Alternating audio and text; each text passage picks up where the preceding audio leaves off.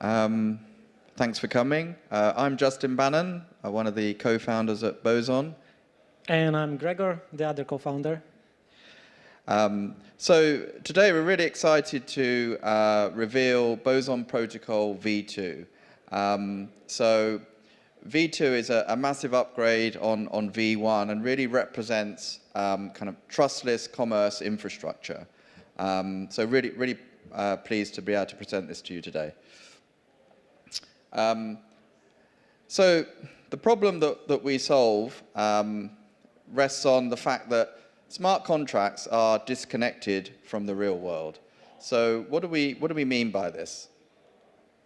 Well, you know, as everyone here should know, smart contracts can't see the real world on their own.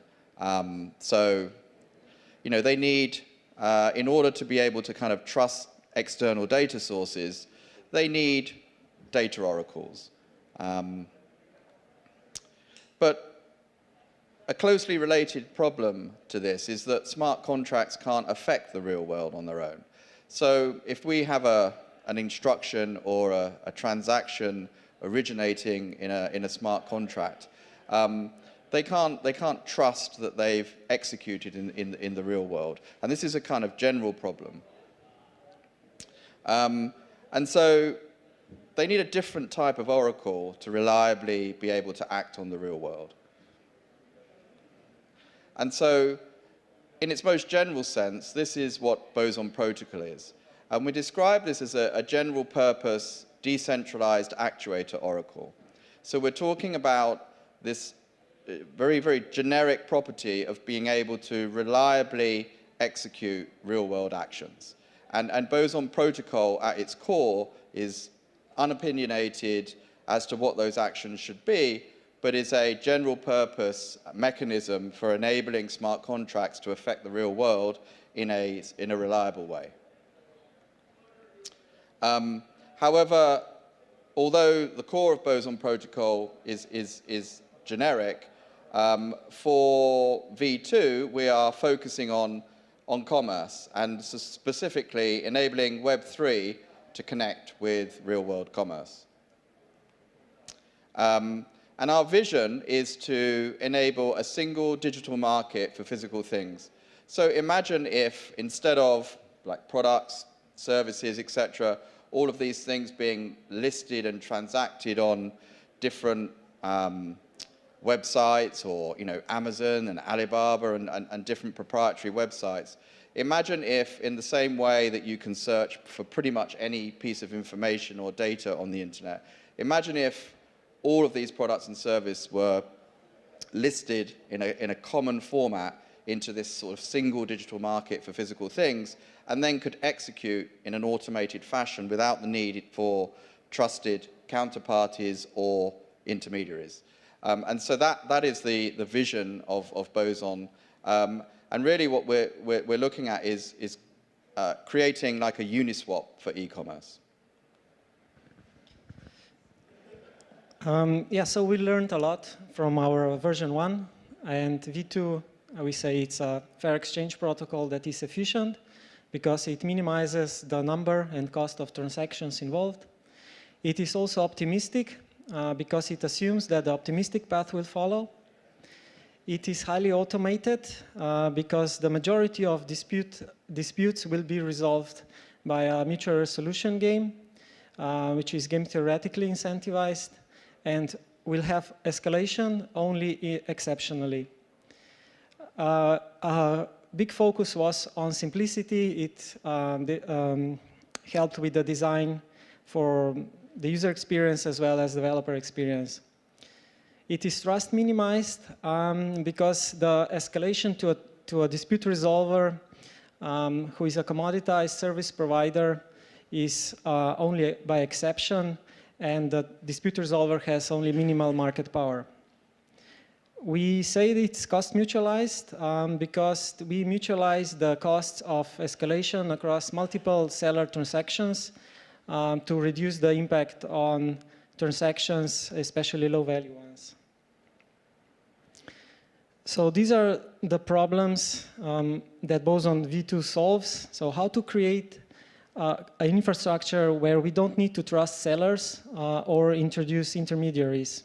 These three problems are core to that, especially if you consider that in commerce, the majority of trades are involving physical assets. So physical asset oracle problem, the fair exchange problem, and creating a single digital market for physical things. The physical asset oracle problem is about ensuring that the bearer of a digital token can redeem it for the physical thing. That's a hard problem to solve, but our solution is based on game theoretically incentivized forward contracts, which you can imagine as an agreement to execute a trade or an exchange at a specified price sometime in the future. And the trade here is generally paying with digital assets to get a physical thing. So in this case, the seller makes an offer and we did an optional commitment deposit or security deposit and promises to deliver the thing to anybody that holds a redeemable token that corresponds to that offer. A buyer can purchase this redeemable token on-chain and promises to redeem it. So while with committing to this exchange, the buyer accepts the responsibility to follow through his promise. Otherwise, they could face a cancellation penalty. Note here that we are not tokenizing assets. Justin explained why that is unavoidably hard. Instead, we are tokenizing promises or the right to claim a thing. And with this abstraction, Boson can cover for practically any kind of exchange, including exchanging physical assets.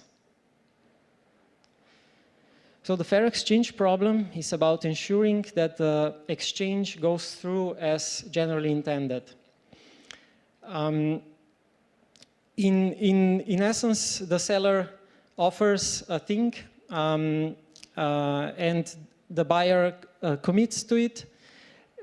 If the buyer is happy, the process goes through very smoothly.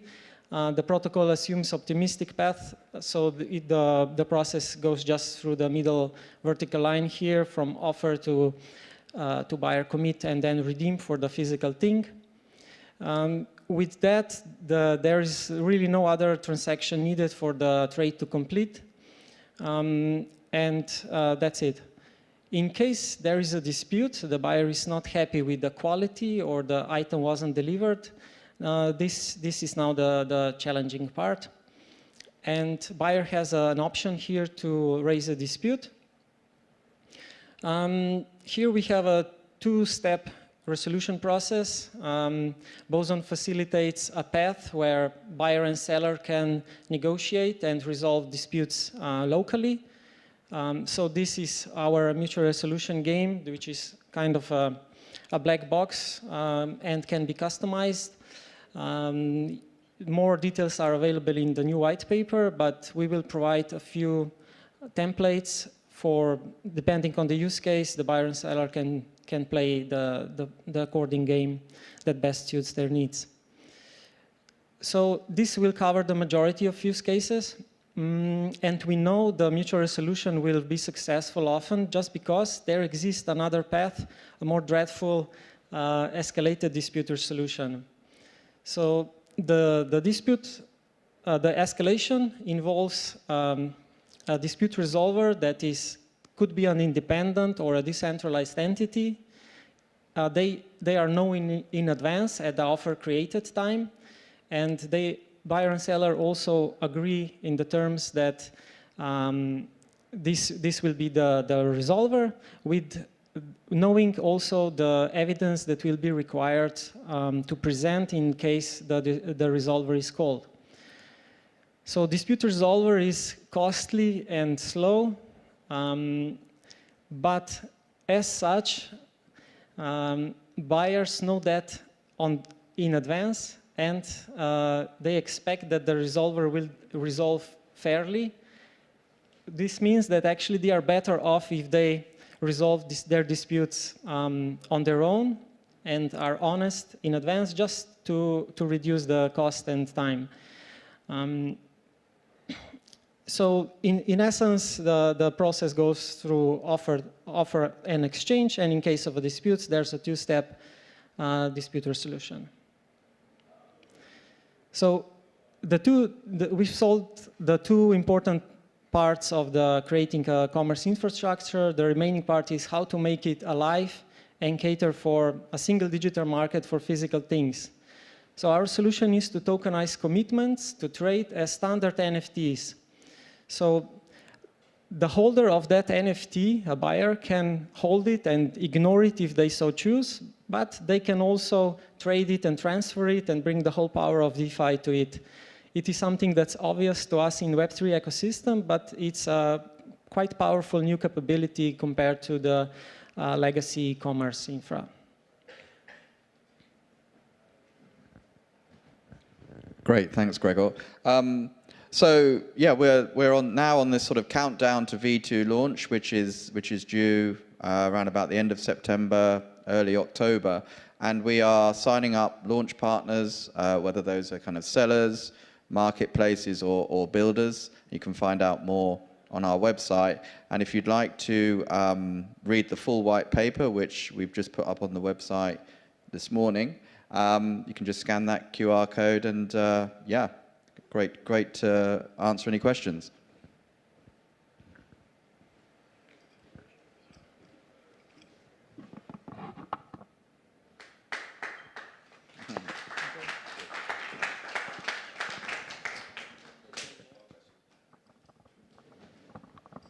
How do you, like, what do you think the sort of stakes would be when someone's wanting to buy something, or if they're selling something, do they also stake some token as well? And what do you expect those values to be? So there are seller and buyer optional deposits, and so I mean they're optional and they're set as a kind of value dependent on the kind of, they control the reversibility of the transaction. So those two deposits, if the buyer or the seller don't go through with the transaction, they, you know, it's kind of, I guess on the buyer side, it's similar to if you book an expensive restaurant and don't turn up, you might lose like 50 euros or something. But there's also one on the seller's side. But obviously, if you were like buying from like, you know, a trusted seller, like a Nike or someone, you might not require the seller because you're expecting, you know, it's a high trust environment. But if you were buying, you know, something in the metaverse pseudonymously from a seller, and you know, because the buyer's got to lock up capital, then you might want to have the seller to have some skin in the game, just so that you know it's not a time waste. So those two deposits they control both the reversibility, and they also are a substitute for trust. So there's no kind of fixed amount, but our two kind of game theorists are actually doing live economic studies in this. I mean, one of the really interesting things about blockchains and is it's sort of turning economics into like an experimental science. So we've got two top game theory kind of researchers, and they're going to be doing live academic research in this using Boson. Yeah. Great, thank you. Yeah, I was just wondering, are you doing anything for Sybil resistance, or do you have any plans?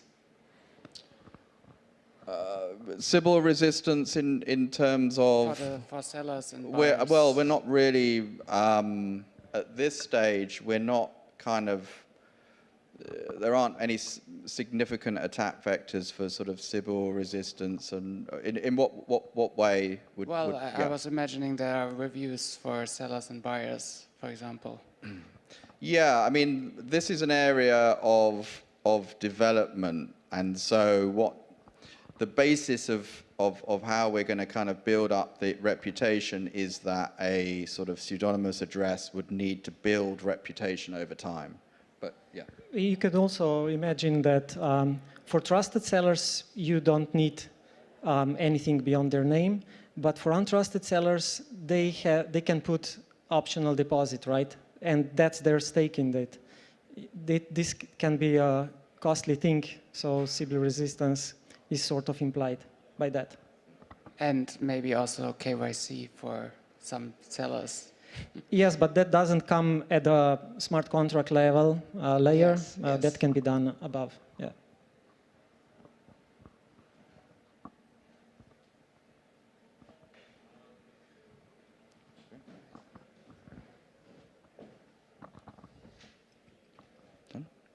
Thank you.